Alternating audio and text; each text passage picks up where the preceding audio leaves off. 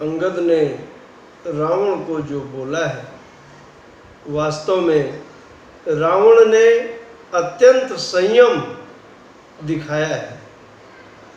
रावण का और अंगद का जो संवाद है, इसमें रावण ने धैर्य नहीं खोया है, बहुत धैर्य पूर्वक अंगद से बात कर रहा है रावण। और कहता है बंदर, जबान संभाल कर बात कर।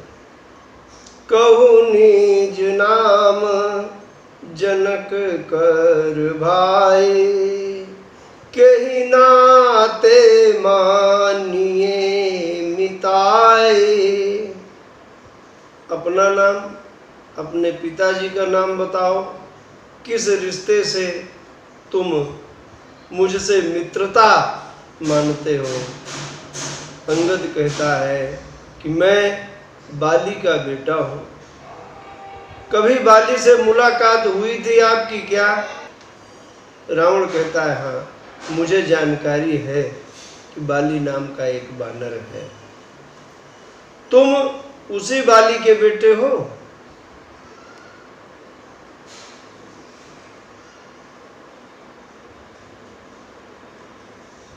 तुम तो अपने कुल में उसी प्रकार जन्म लिए हो जैसे बांसों के झुरमुट में अग्नि जन्म ले लेती।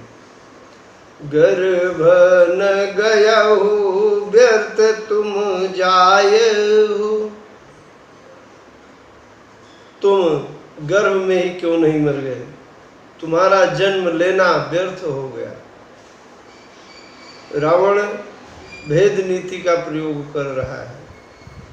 रावण को जानकारी थी कि बाली मारा गया है, लेकिन यहाँ पर जो वो बात कर रहा है, ऐसा दिखा रहा है कि मुझे जानकारी नहीं, और पूछ रहा है कि बाली कहाँ है, कैसा है, किस स्थिति में है। अंगद कहता है कि दिन 10 गए बाली पहीं जाए। 10 दिन के बाद बाली के पास जाकर के छाती से लगा लेना और अपने मित्र से कुशलता पूछ लेना। राम जी का विरोध करने वाला किस कुशलता को प्राप्त होता है, वो सब तुम्हें बता देगा। और कह भी रहा है कि ये मूर्ख सुन, भेद बुद्धि उसी पर असर करेगी जिसके अंदर रघुपति का वास नहीं होगा। अंगद आगे कह रहा है कि हम कुल घालक सत्य तुम कुल पालक 10 शीश। अंधौ बधिर नयस कहीं नयन कान तव भी। मैं कुल घालक हूँ और तुम कुल पालक हो, ऐसा तो अंधा बहरा भी नहीं कहेगा। तुम्हारे तो 20 आंख और 20 कान हैं। जिनकी चरणों की सेवा करने के लिए ब्रह्मा जी, भोलेनाथ, सुर नर मुनि आतुर रहते हैं, उनका दूत बन करके मैंने कुल घालक का काम किया और तुम कुल पालक हो। रावण कहता है कि तुम्हारे इन दुर्वचनों को मैं सुन रहा हूँ।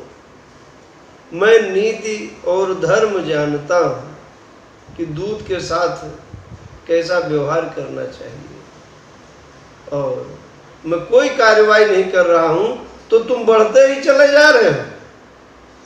अंगद कहता है कि हे धर्मज्ञ महापुरुष, आपके धर्म के बारे में न कहलवाओ तो अच्छा है। गोस्वामी जी लिख दिए कि कह कपि धर्मशीलता तोरी, हम हूँ सुनिकृत परत्रिय चोरी। दूसरे की स्त्री चुरा करके तुमने धर्म ध्वज फहराया है। और क्या सुना है तुम्हारी धर्मशीलता? कान नाक बिनु भगिनी निहारी, क्षमा कीन्ही तुम धर्म विचारी। बहन नाक कान कटवा करके आ गई, तुमने धर्म का ध्यान करके उसको क्षमा कर दिया। ऐसे धर्म ध्वजी हो आप।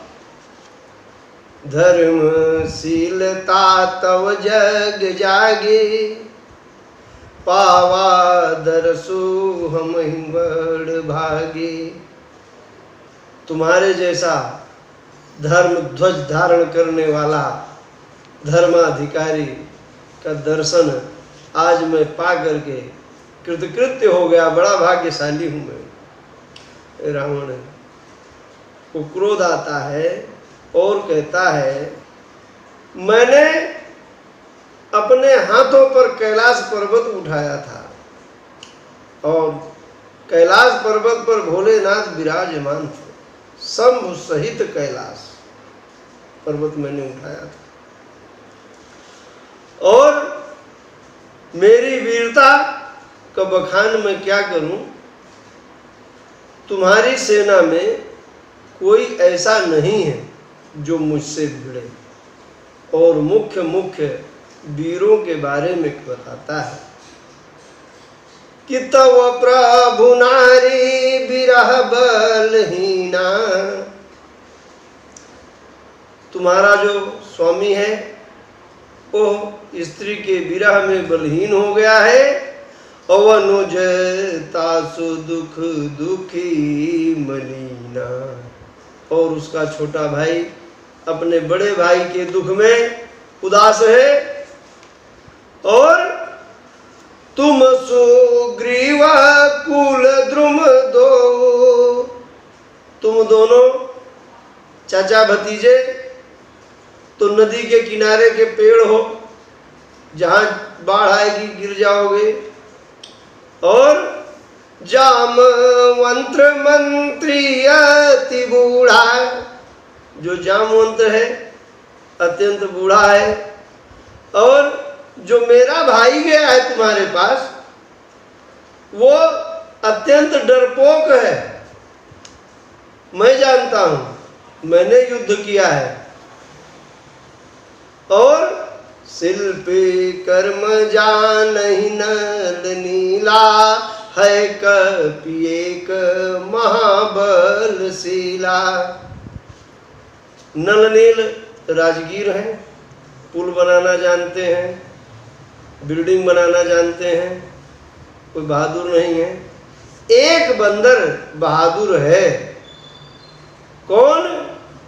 आवा प्रथम नगर जे जारा, जो आया था पहले और मेरा नगर जला करके चला गया है, वही एक बलशाली है।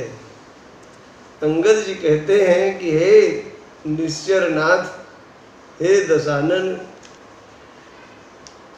क्या उसने सचमुच लंका जला दी थी? और जिसको तुम समझ रहे हो कि वो सबसे अधिक बलवान है, वह हमारी सेना का, हमारे राजा का एक धावक है, रनर, जो अधिक तेज दौड़ ले, कम समय में अधिक दूरी तय कर ले। यह विशेषता हनुमान के अंदर है और इसीलिए उसको भेजा गया था। जो बहुत अधिक चल लेता हो, बहुत तेज दौड़ सकता हो, वो वीर नहीं होता। और शायद इसीलिए कि उसने बिना प्रभु की आज्ञा के, बिना सुग्रीव जी की अनुमति के लंका में आग लगा दी। इसी भय से वो छुपा हुआ घूम रहा है, सुग्रीव के सामने नहीं जाता है। सत्य कहि 10 कंठ सब, मोहि न सुनि कछु को न हमारे कटक बस, तो सन लरत जो सो। अंगद जी ने नरेटिव चेंज कर दिया। रावण कह रहा है कि तुम्हारी सेना में कोई ऐसा योद्धा नहीं जो मुझसे लड़ सके, और अंगद जी कह रहा है कि मेरी सेना में ऐसा कोई योद्धा नहीं जो तुमसे लड़ करके सम्मान पावे। मतलब हर योद्धा तुमसे अधिक बलशाली है। जो योद्धा तुमसे भिड़ेगा उसका अपमान होगा कि कहाँ कमजोर से भिड़ गए तुम। यद्यपि लघुता राम कर, तो ही बधे बड़ दोष, तदपि कठिन 10 कंठ, सुनो क्षत्रिय जाति कर रोष। राम जी के लिए तुम्हारा वध करना यह उनके लिए छोटी बात है, लघुता है, और तुम्हारा वध करने पर उनको दोष भी लगेगा।